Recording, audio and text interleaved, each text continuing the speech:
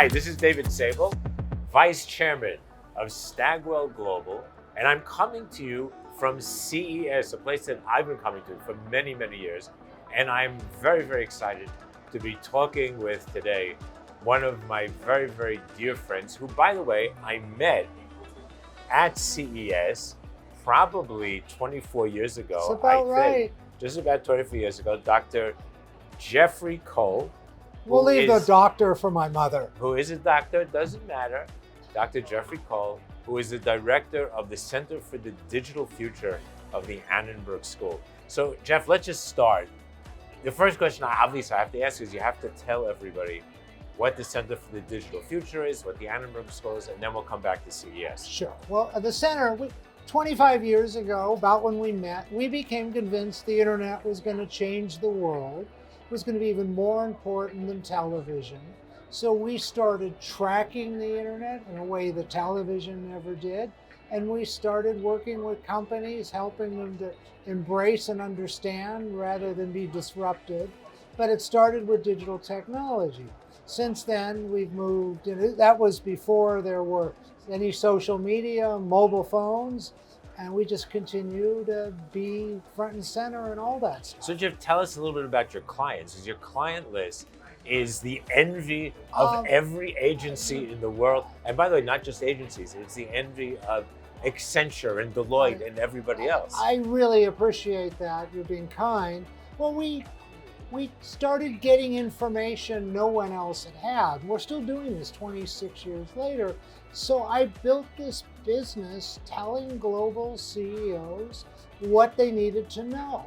What I thought was a threat, what was an opportunity. I had an opportunity to get a lot of them to embrace digital and do e-commerce, but we worked with most of the Hollywood studios. We worked together at WPP, especially with Group M. Worked with AT&T, Verizon, an awful lot of great companies. So let's go back and then we'll fast forward. So let's fast rewind. 24 years ago, we met. You and I walked the floor with Irwin Gottlieb, the legendary Irwin Gottlieb, who founded Group M. Today, we have just Stagwell alone, we have any number of clients out on our floor tours, wearing headsets and having incredibly well curated tours. Back then, it was the three of us. Irwin was the first. We were with him. What did we see? We saw most of the excitement back then was televisions. Most of the real action was at the Samsung booth, the Sony booth, the LG. We saw these flat, big, like old bank safe television sets become these sleek, modern, because this was before smartphones, before Wi-Fi. So we really were looking at the transformation of television at the beginning. But that was when the show was primarily for tech guys. It was a lot smaller. This is now NATP, which was the Television Programmers Conference, which used to be 2 weeks later here, got bumped to Miami because they couldn't compete. This became a television conference. The advertising agencies, who weren't here much in the 90s, became a must-see event. It became bigger than any automotive show in the US. It became the sort of overall big show for everybody. And everyone's here. The ones who aren't here in booths are in hotel suites doing private meetings. Right, so since many of these were your clients, let's just take a second to talk about when we walked in, actually not very far from where we're sitting right now. This was the big hall, the central hall. We would walk in, the biggest booth right in front of us used to be Sony, and Panasonic right after them. All the names that we knew back in the late 90s, early 2000s. Microsoft had the largest piece of the floor, a little bit to the north, as I recall. And then they all went away, replaced by Samsung, LG, Heising. It's all the consolidation change and companies that are not around anymore. The Gateway Computers, the Wangs, all them who were here. All the transformation. It's been pretty remarkable. It's been remarkable. So now here we are, And the biggest discussion on the floor is AI. Biggest discussion everywhere in the world is AI. But think about it. Literally last year at CES, 1 year ago, it was on no one's mind. ChatGPT, because we used to say at universities and laboratories for a generation, they'd say artificial intelligence has a great potential and it always will. That's not being said anymore. We're in it. But it happened. We're in it. It happened late January of 2023 when ChatGPT became available, hit 100 million users in 2 months, and now it's all anyone talks about it. Most of us are frightened because we don't know what it is and what it's doing. That fear goes from, will I lose my job? Will my company still be here? All the way to those who seriously believe, including Elon Musk, that it's going to be the extinction of humankind. I don't quite see that one yet. He says it's a bigger threat than humankind. But everybody's paying attention.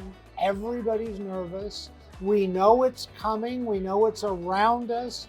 We just don't know exactly. The biggest fear is jobs, and I think that's legitimate. But we're now going to become, it looks like, the second smartest species on the planet. We had a good run as the first. Not too bad. So what makes, if we go back any number of years, and you and I have walked this floor together any number of times since that first time in, 24 years ago.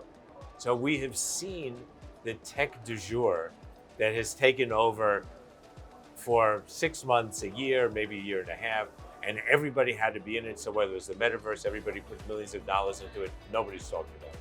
It was drones. If you didn't have a drone strategy coming out of here 7 years ago, you would know. So everybody was trying to think, oh my God, what's my drone strategy? How am I going to deliver television commercials by drone? Everybody had a strategy around it, but they all went away. Mark Zuckerberg renamed his entire company based on the belief the metaverse was going to take over everything. Right. Now, he did it partially to deflect some attention from from Facebook himself. as Yeah, well, and himself. But yes.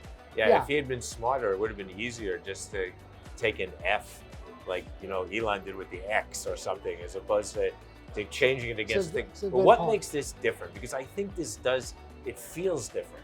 It feels coming at it because it feels real on the floor. It's not there are a use brand cases. new concept. It's just consumers using it is new. ChatGPT is something 100 million people can get their hands around, play with. Google, and I do all this talk about disruption. And one of the pieces of advice I give is companies should expect to be disrupted.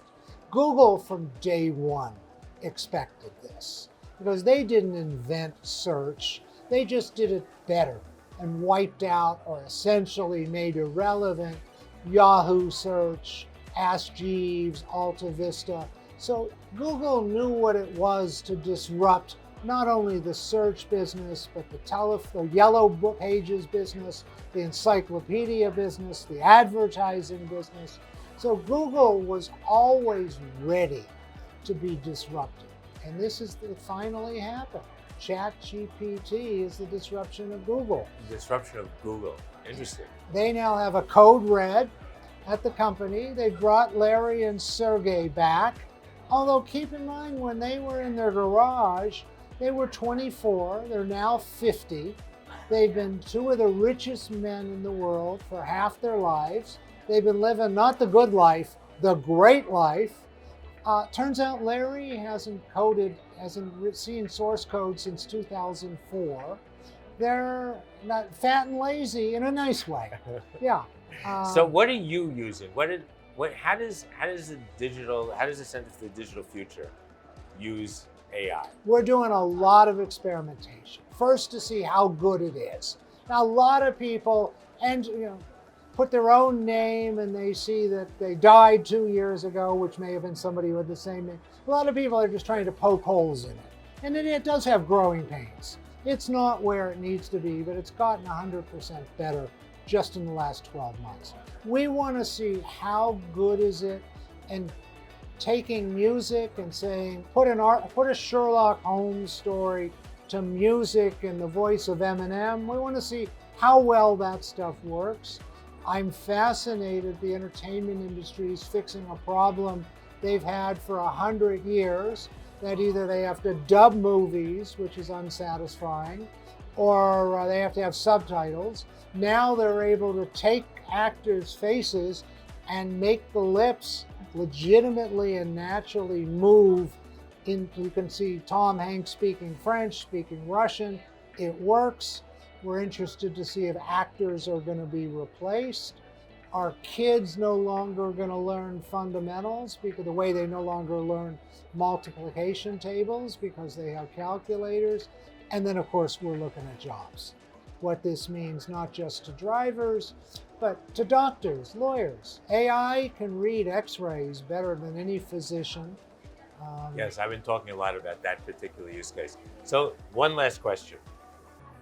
Talk to all of our people out there, all the people who are listening. Not everyone is at CES, most aren't. How should they be thinking? Just, we're average lay people, we're in the industry, we're not in the industry. CES is over. The stories are going to be about the screens because that's always ends up being the sexy part. It always bigger ends up, and skinnier. It always ends up being, can't get much bigger or exactly. skinnier. It always ends up being the story. But what should we be thinking about? So between this year and next year, what should we average human beings be thinking about when it comes to AI? You are doing all kinds of experimentation. We can't. What should we be thinking? To me, the most interesting haul here, and this has been for the last 3 years, is over at the Sands, is all the home devices in daily life, whether it's the smart toilets, the smart kitchens, backyard, the ability to have AI manage and do decision making, that scares people too, around our day-to-day lives. The toilets, I mean, in addition to being beautiful and being warm and all those things, they also, the deposits that are left in them, AI is now analyzing those deposits, and we're at the point where your toilet's going to say, get to the doctor, you've become diabetic, you have a liver condition. The ability, it is moving itself into our daily life, I think is both terrifying, but especially pretty exciting. Thank you. Thank you, Jeffrey. That was it? Great. That was awesome. So I just want to thank you all for listening. This is David Sable coming to you from Stagwell Global at CES. We have a wonderful group of people here who are out with our clients and with others on the floor looking at all of the amazing things. Look for our content. Look for the things that our people are writing and interesting. And do pay attention to my dear friend, Dr. Jeffrey Cole, the director of the Center for the Digital Future at the Annenberg School, someone who I have been walking the floors here with for 24 years. And thank God is somebody that I continue to learn from. We're going to do it again. And we're going to do it again and again and again. Thank you all for listening. Be well.